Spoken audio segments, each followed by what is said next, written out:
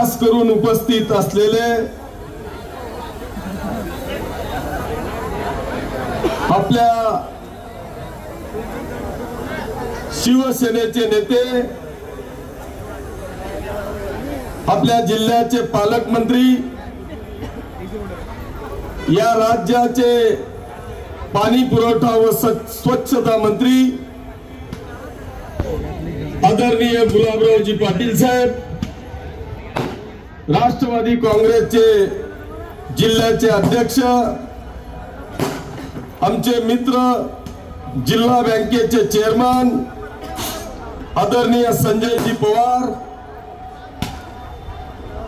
खास करून भुसावळहून आलेले आरपीआयचे जिल्हाध्यक्ष आदरणीय मोरे साहेब, आपल्या शिवसेनेचे जिल्हा प्रमुख आदरणीय रावसाहेब पाटील, ज्यांनी आताच आपल्याला मार्गदर्शन केलं ते आपल्या शिवसेनेचे प्रवक्ते आदरणीय प्रदीप दादा देसले, शिवसेनेचे उपजिल्हा प्रमुख आदरणीय डॉक्टर साहेब, आदरणीय किशोरजी बारावकर, तालुका प्रमुख सुनील आबा, आदरणीय भुराप्पा,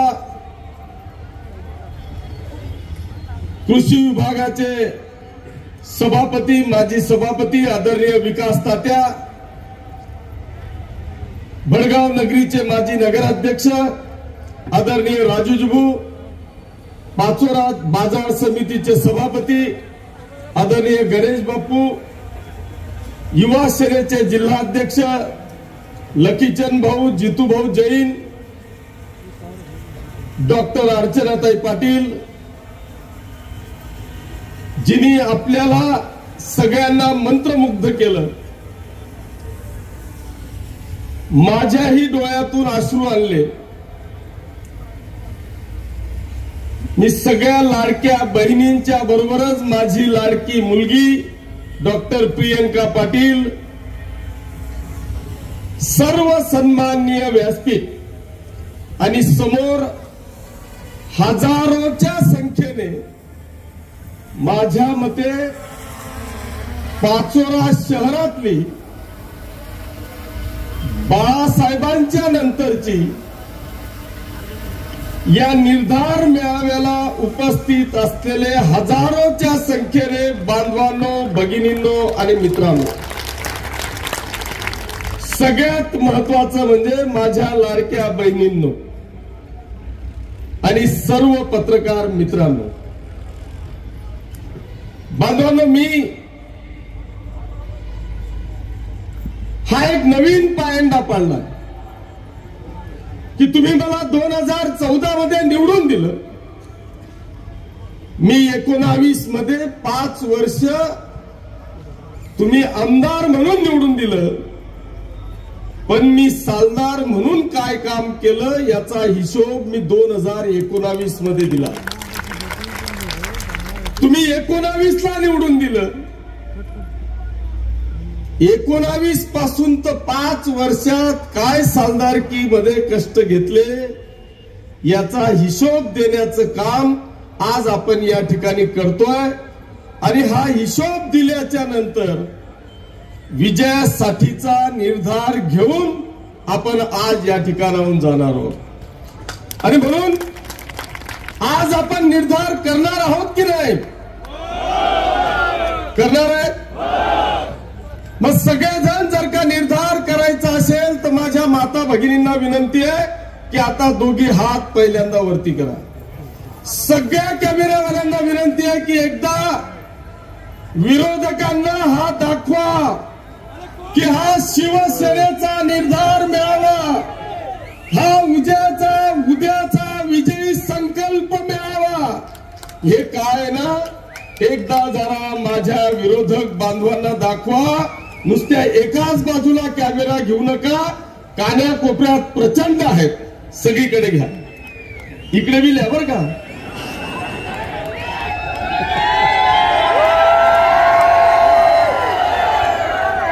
आणि आता बस आदुकी येतील ल्या खाली। आणि आता एवढा मोठा विजयाचा निर्धार आपण केला म्हणून मी आता उद्यापासून आपल्या सगळ्यांचे आशीर्वाद घ्यायला तर गावोगावी येणारच आहे, पण एवढा कुठेच भेटणार नाहीत असा हा चित्र आहे. म्हणून मी आता तुमचा सगळ्यांचा आशीर्वाद नतमस्तक होऊन या ठिकाणी घेतोय.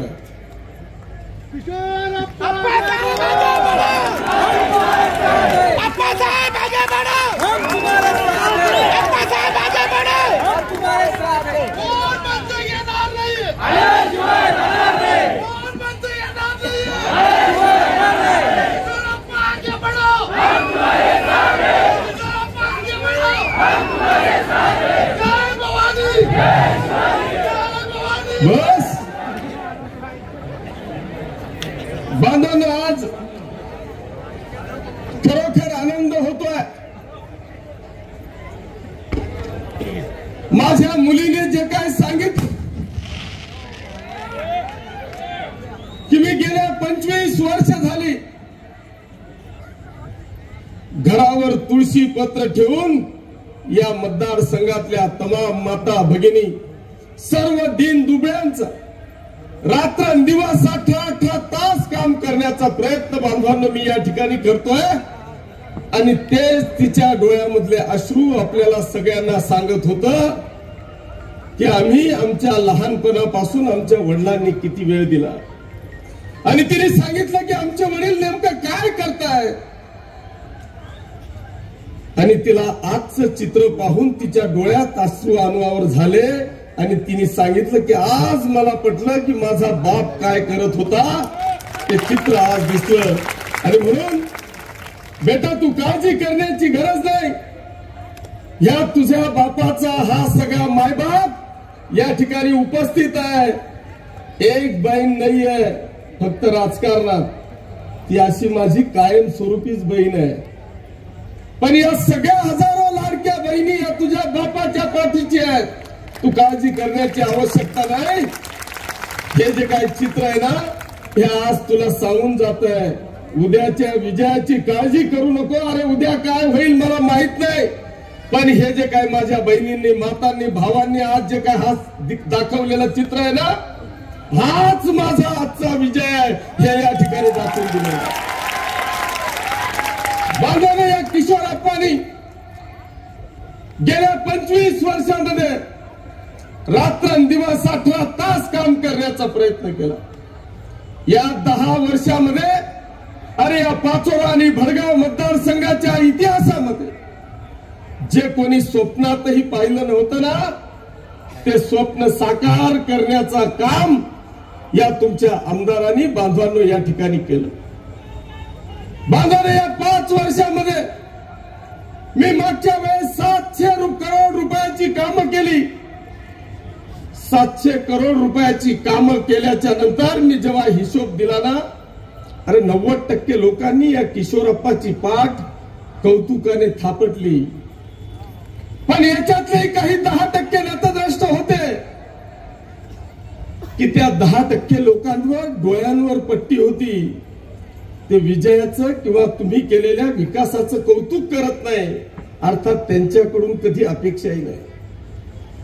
ते 10% लोक सांगत होते 700 करोड रुपयाची कामं केली, गुणीला 5% म्हणजे किशोरप्पांनी का 35 करोड रुपये कमवले. आता त्यांना मला सांगायचंय, तेव्हा 700ची कामं होती, आता 4 पटीची कामं केली 3000 करोड रुपयाची. आता जर कॅल्क्युलेटर असेल ना तर आता बी गुणाकार करून घ्या, कारण यांना दुसरं दिसणारच आहे. बांधवांनो, या मतदारसंघामध्ये आम्ही ज्या पद्धतीचं प्लॅनिंग केलं, मी राजूला वचननामा सांगितला, मी मागचा वचननामा आणला की मी जो मागचा वचननामा दिला त्याच्यातलं नेमकं मी काय काय केलं आणि काय काय राहिलं हे मला सांगायचं. रावसाहेबजींना म्हटलं मग ते वचननामावर जरा टिकमार्क करावं, काय काय राहिलंय. जीवू म्हणे सगळंच वेगळे, काहीच राहिलं नाही. म्हणतो अजून काय टाकायचंय, म्हणजे ते वचननामा काय देणार आहे ते पण झालं. बांधवांनो, मी या पाचोरा आणि भडगाव मतदारसंघामध्ये खऱ्या अर्थाने या संपूर्ण शेतकरी बांधवांच्या आपल्या जीवनामध्ये पहिल्यांदा प्रकाश बदल घडवण्याकरता ज्या आमच्या खऱ्या जीवनावश्यक गरजा आहेत, आमच्या शेतकरी बांधवांना नेमकं काय पाहिजे, आमच्यामध्ये ताकद आहे, धमक आहे, नैतिकता आहे, काम करण्याची दानत आहे, पण आम्हाला 3 गोष्टींची आवश्यकता आहे. एक, शेताला वीज द्या, शेताकरता पाणी द्या आणि शेतात जाणारा रस्ता द्या. याच्या पलीकडे आम्हाला काही नको आहे.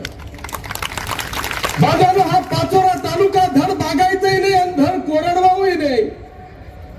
मी पहिल्यांदा पाणी निर्माण करण्याचं काम केलं. बांधवांनो, या पाचोरा आणि भडगाव मतदारसंघातले जेवढे नाले खोले, जेवढ्या 3, 4, 5 नद्या आहेत, बवळा आहे, तितूर आहे, हिवरा आहे, गळतगळ आहे, अग्नावती आहे, या सगळ्या नद्यांवर दर 1 किलोमीटरच्या आड जवळपास 100 बंधारे बांधले. आज तुमच्या शेतातून निघणारा प्रत्येक पाण्याचा थेंब बांधवांनो पहिल्यांदा अडवायचा प्रयत्न केला. अरे, ज्या शेतात माझी माता भगिनी काम करायला जायचं असेल आणि भाकर खायला सुद्धा माझ्या विहिरीत पाणी मिळणार नाही म्हणून डोक्यावर घागर घेऊन ती शेतात जायची. आज त्या शेतातला माझा शेतकरी बांधव फळबाग करतोय, केळीची बाग लावतोय, याचा मला सार्थ अभिमान आहे. मग पाण्याची निर्मिती झाली, मग विजेचा लपंडाव चालू झाला. असं काय झालं की तुमच्याजवळ शेती तीच आहे, तुमच्या जवळचे डिमांड नोट त्याच आहेत, तुमचं इलेक्ट्रिक कनेक्शन तेच आहे, पण अचानक तुमचे ट्रान्सफॉर्मर जळायला का लागले, अचानक तुमच्या ट्रान्सफॉर्मरची कॅपॅसिटी का वाढवायची गरज पडली, तर याचं कारणच हे आहे की तुमच्या विहिरींची पाण्याची पातळी वाढली आणि तुम्हाला ट्रान्सफॉर्मरची गरज पडायला लागली. बांधवांनो, या मतदारसंघामध्ये तुमच्या आपल्या या नेत्यांच्या कृपा आशीर्वादाने, गुलाबराव पाटील साहेबांच्या आशीर्वादाने, त्या डीपीडीसी मधून आतापर्यंत या मतदारसंघामध्ये जवळपास 200 ट्रान्सफॉर्मर मी या मतदारसंघात आणले आणि प्रत्येकाचे ट्रान्सफॉर्मर बदल करण्याचा प्रयत्न केला. आता सुद्धा 8 दिवसापूर्वी भाऊचं आपलं डोकं लागलं होतं. मी म्हटलं, तुम्ही मला रस्त्याला एक काम देऊ नका, पण मला MSCB करता कमीत कमी 3 करोड रुपये लागतील. भाऊ म्हणे, कथाही देऊ. मग तू कुठून बी दे. 1.5 करोडले म्हणतो जमणार नाही, ते 1.5 करोड बी तूच ठिले. बावलेवर नाही ना, खटका पडेल. 5 मिनिटं मा आमचा विश्वनाथ भाऊचा फोन आला, जाऊ देत होता तुला 3 करोड ना तर 3 करोड ना 3 करोड ना 3 करोड ट्रान्सफॉर्मर देता करता जाऊ. 15 दिवसात तुमचे ट्रान्सफॉर्मर बसायला सुरुवात होईल. आता MSCB हा विषय तुमचा संपलेला आहे. भाऊ, भडगाव तालुक्याची तर अशी कंडिशन होती की तिथे 132 केव्हीएचं सबस्टेशन नव्हतं. अरे, आपण 132 केव्हीएचं सबस्टेशन मंजूर केलं आणि त्याच्या अंडर या पाचोरा आणि भडगाव तालुक्यामध्ये 7 आणि 3 10 33 11 केव्हीएचे सबस्टेशन मंजूर केले. आज या पाचोरा आणि भडगाव तालुक्यातला 100% MSCBचा प्रश्न हा 100% सॉल्व्ह होणार आहे. आता राहिला रस्त्यांचा विषय. भाऊ, आज जर का मी गावात गेलो ना तर फक्त शेत रस्ते आमचे लोक मागतात, बाकी आता कोणताच रस्ता शिल्लक नाही. आहेत का रस्ते कोणती शिल्लक? फक्त शेत रस्ता. त्या शेत रस्त्यामध्ये सुद्धा संपूर्ण मतदारसंघातले भाऊ 700 किलोमीटर रस्ते आहेत. त्या 700 किलोमीटर मध्ये या तुमच्या किशोर अप्पांनी 300 किलोमीटर रस्ते मंजूर करून आणलेले आहेत. सुदैवाने दादा भुसे साहेबच आता आपले संपर्क नेते आहेत. त्यांना सांगितलं, आता संपर्क नेते आहेत आणि तुमच्याकडेच तो विभाग आहे ना, आता काही भी करा ना, अख्खा खोकला मिठात टाका. ते म्हणून तू फक्त प्रकरण पाठव. मी सगळेच्या सगळे पाठवून दिले. बांधवांना आज त्यांच्या इमर्जन्सीमुळे ते येऊ शकले नाही. बाकी 100% रस्ते तुमचे शेत रस्ते मंजूर करून दिल्याशिवाय मी शांत बसणार नाही, ही ग्वाही बांधवांना आपल्याला या निमित्ताने देतो. आता शेत झालं, पाणी झालं, सगळं झालं, MSCB झाली.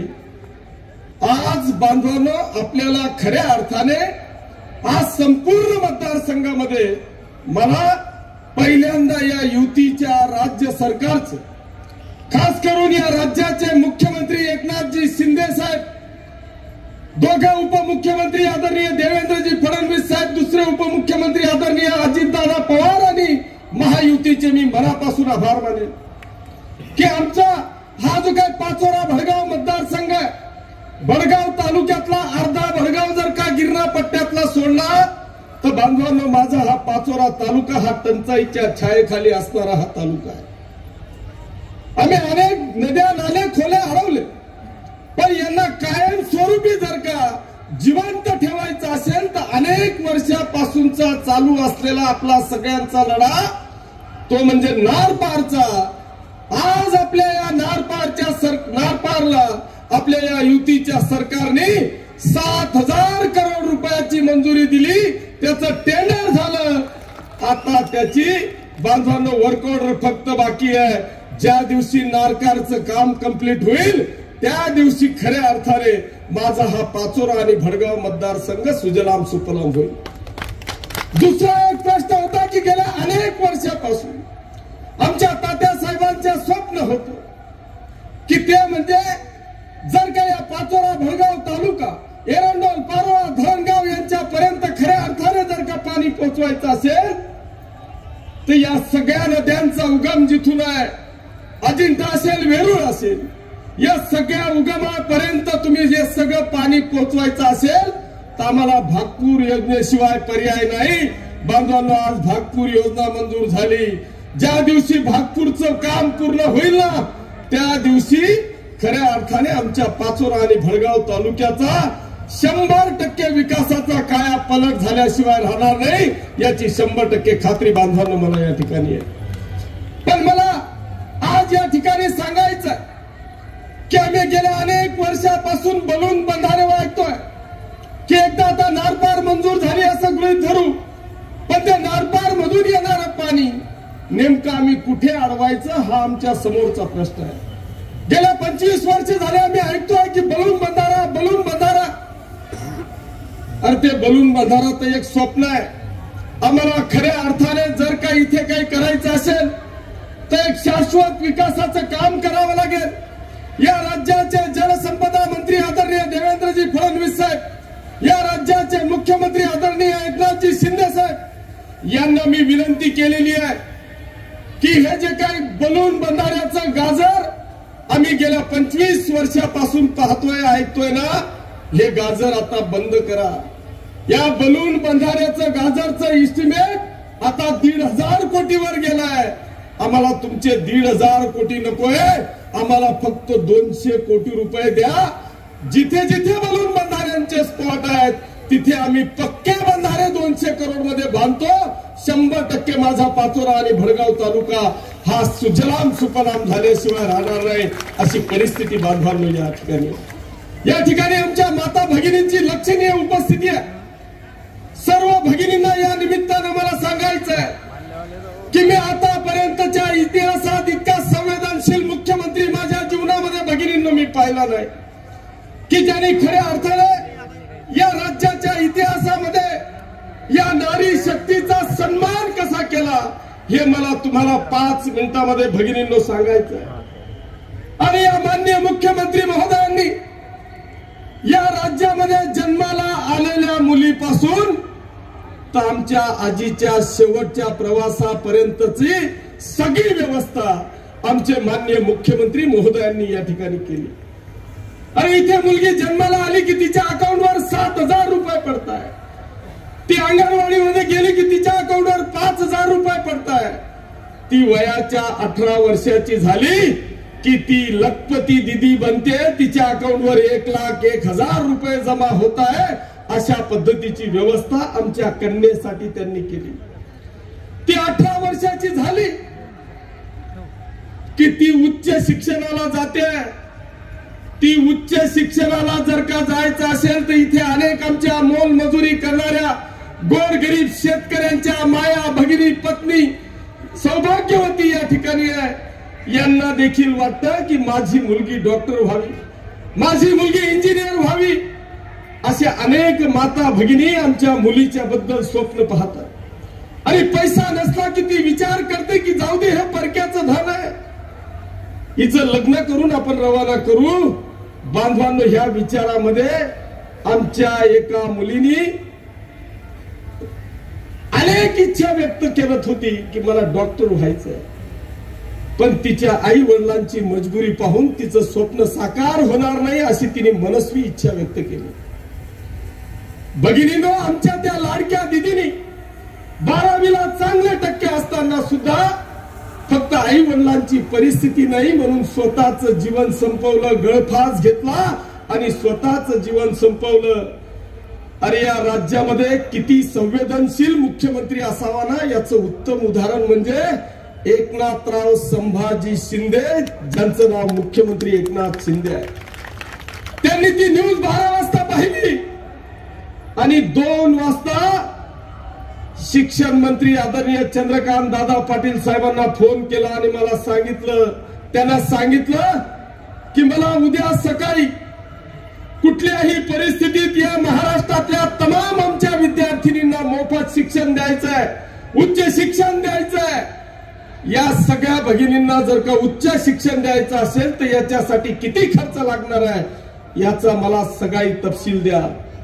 बांधवांनो, दुसऱ्या दिवशी, भगिनींनो, दुसऱ्या दिवशी आमच्या या एकनाथ शिंदे साहेब आणि युतीच्या सरकारने दुसऱ्या दिवशी निर्णय घेतला, या महाराष्ट्रातल्या 100% भगिनींना आता मोफत उच्च शिक्षण चालू झालंय. आता रुपया देण्याची आवश्यकता या ठिकाणी नाही. मग ती 21 वर्षाची झाली की मग पाहायचंच काम नाही, तुम्ही तर मग मुख्यमंत्र्याच्या लाडक्या बहिणी बनल्या. 60 वर्षाच्या झाल्या, 65 वर्षाला लाडकी बहीण बंद, संजय गांधी श्रावण बाळ चालू, शेवटच्या रामबोलो पर्यंत वांधाच नाही. बरं, 60 वर्षाची झाली, तुम्हालाही वाटतं ना मी कुठतरी फिरून येऊ, पण परिस्थिती नाही. मग काय करायचं? तर तीर्थयात्रेसाठी 30,000 रुपये तुमच्यासाठी मंजूर केले.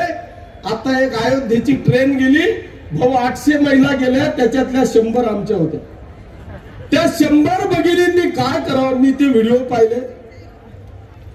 पुरी ट्रेन भर फक्त एकनाथ शिंदे साहेब आणि किशोरप्पा 2च जणींना जप चालू होता. त्यांना प्रत्येकीला बसवलं, माळा दिली.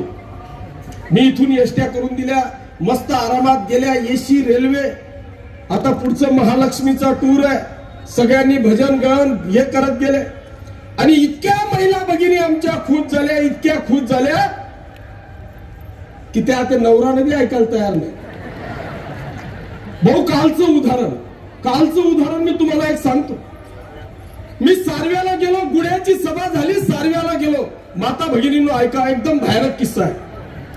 मी सारव्याला गेलो, सारव्याचे कीर्तन आटोपलं, माझी सभा चालू झाली आणि मी असंच भगिनींवर बोलायला लागलो. एक जण उभाठाचा उभा राहिला. तो उभा राहिला, स्टेजवरच्या आपल्या लोकांना वाटलं चला हा विरोधक आहे, आपण काबरं बोलतोय, हे वरचे म्हणे बैस नंतर बोलतो, सभा जाई का मग आप्पा बोल. मी म्हटलं नाही बोल द्या, काय म्हणताय ते ऐकू. मग मी उभा केला, म्हटलं बोला दादा. काही म्हणे आप्पा मी उभाठाचा कार्यकर्ता आहे. मग म्हटलं मग तुम्ही जे सांग राहित ना ते बरोबर आहे म्हणे. मी मला बायकोले सांग म्हणे की देख आपण उभाठाना कार्यकर्ता आहे, तू रिकामं काम करू नको, वैशालीताईल मतदान करणं पडेल. तिने डायरेक्ट सांग म्हणे तुला पती तथा मर, मी मतदान कर सुद्धा किशोरप्पाले आणि एकनाथ शिंदेलेच कर. मायने एखादी व्हिडिओ आहे बरं, सर्वांना गावनीशी सांगणार. मग मी ती ताईला उठाणं म्हणतो, ताई एखादे हा म्हणे मी आहे म्हणतो, ताई भाषण मन कार्यक्रम संपला की मी तुला एकदम जोरमा सत्कार करणार आहे, असाच दणका देवाना म्हणतो.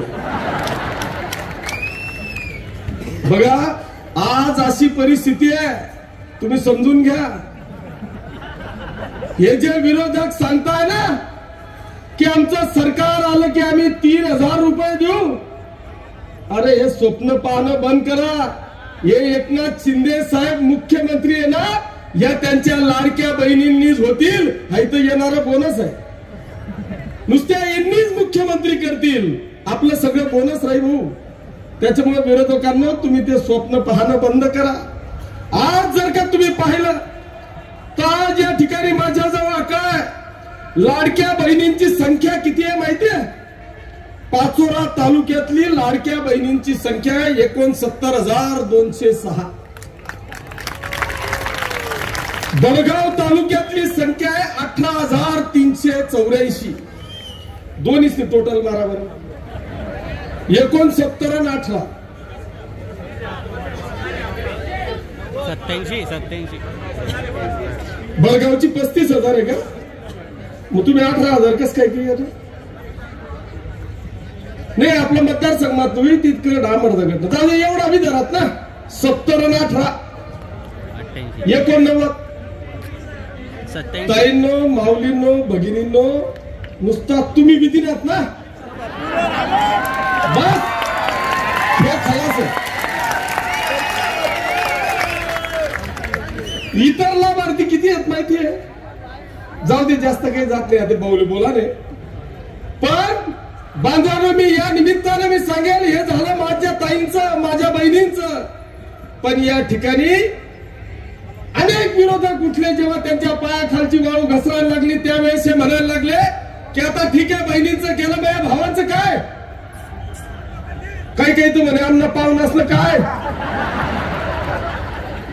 अरे म्हणतात जाऊ दे ना, पाहुणा कुठे आटलाय, त्या घाटवरलाय.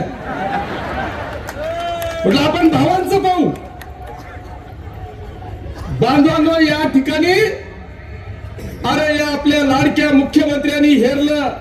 त्यांनी पाहिलं की आज प्रत्येक गावामध्ये 30, 35, 40 मुलं शिकलेले असे आहेत ना की 40 मुलांचे लग्न झालेले नाहीत, अशी प्रत्येक गावाची अवस्था आहे. जास्त आहे, जास्त आहेत म्हणे. नाही, तुमचं गाव मोठं आहे, मरीसन जास्त आहेत म्हणतात. बांधवांनो, याचा सारासार विचार आपल्या माननीय मुख्यमंत्री महोदयांनी केला आणि एक अभूतपूर्व ऐतिहासिक निर्णय घेतला. 25 लाख तरुणांना सुशिक्षित बेरोजगारांना पंचायत समिती, ग्रामपंचायत, नगरपालिका, कृषी विभाग, आरोग्य विभाग, जेवढ्या शासकीय संस्था असतील त्या प्रत्येक संस्थेमध्ये 10,000 रुपयाप्रमाणे 6 महिन्याची नोकरी आमच्या या बेरोजगार तरुणांना देण्याचं काम केलं. माझं फक्त या तरुणांनी आमच्या माता भगिनींना विनंती आहे, या विरोधकांचा डाव तुमच्या सगळ्यांवर आहे. जर या 1,500 रुपयाचं मानधन 3,000 रुपयावर करायचं असेल, या 25च्या 25 लाख तरुणांना जर का त्या 6 महिन्यानंतर परमनंट करायचं असेल ना, तर एकनाथ शिंदे साहेब शिवाय पर्याय नाही. या राज्यामध्ये मुख्यमंत्री एकनाथ शिंदे साहेबांना जर का तुम्ही मुख्यमंत्री पुन्हा केलं ना, अरे मी आपल्याला चॅलेंज देऊन सांगतो, हा महाराष्ट्रातला 25 लाख तरुण हा परमनंट झाला म्हणून समजा. आणि या भगिनींनो, तुमचं मानधन हे 1,500चं 3,000 झालं म्हणून समजा. हा किशोरप्पा तुम्हाला ग्वाही देतोय. मग मला शेतकऱ्यांचं काय? आम्हाला दिवसा वीज द्या. अरे आठे बसेल एकनी बी फक्त सांगितलं मला बाप सहित, मला आजोबा सहित, मी बी आता 55 वर्ष नव्हे. अरे ह्या 50 वर्षामध्ये 100 वर्षामध्ये आम्ही डिमांड नोट काढली, कनेक्शन घेतलं, पण शपथ देवाची मी माझ्या आयुष्यात MSCBचं शेती पंपाचं लाईट बिलच पाहिलं नाही. कोणी देखा का बरं इमानदारी मसा लाईट बिल? आत्या जवळ त्याची ताईट काय ना, ट्रान्सफॉर्मर पाहिजे की 3,000 येणा पलीकडे पैसाच आम्ही भरलेलो. लाखो करोड रुपयाचं शेतकऱ्यांचं लाईट बिल बांधवांनो या मुख्यमंत्री महोदयांनी माफ केलं. या इतिहासात हा पहिला निर्णय आहे. नुसतं कर्ज माफ केलं नाही तर भविष्यात तुम्हाला वीज बिल येणार नाही याची 100% खात्री दिलेली आहे. नुसतं एवढ्यावर थांबले नाही यार, आमचा शेतकरी रात्रंदिवस जाऊन पाण्याचा भरणा करतोय. याला जर का खऱ्या अर्थाने दिवसा वीज द्यायची असेल तर आमच्या सोलर पंपाला सबसिडी दिली. जर तुमचा 4.5 लाख रुपयाचा 7.5 हॉर्स पॉवरचा सोलरचा पंप असेल ना, फक्त 40,000 रुपये भरा, 90% सबसिडी, प्रश्न खतम. रातले वावर मजावर नाही, दिवसा फक्त बटन दाबा, घरी जा.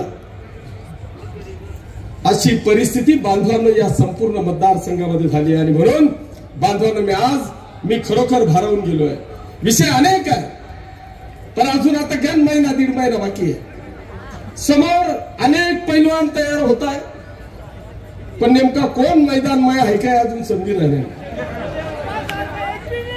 त्याच्यामुळे आज तुमच्या सगळ्यांच्या साक्षीने ढोल ताशे तुम्ही सगळेजण तयार होऊन, माता भगिनी होऊन, हा तुमचा किशोरप्पा आजपासून शिवसेनेचे मुख्यमंत्री एकनाथजी शिंदे साहेब यांच्या आशीर्वादाने, तुमच्या सगळ्यांच्या कृपेने लंगोट बांधून तयार झालेला आहे. जोही कोणी येईल त्याला अडवा पाल्याशिवाय राहणार नाही, एवढी खात्री आपल्या सगळ्यांच्या कृपेने बाळगतो आणि थांबतो. धन्यवाद. जय हिंद, जय भारत.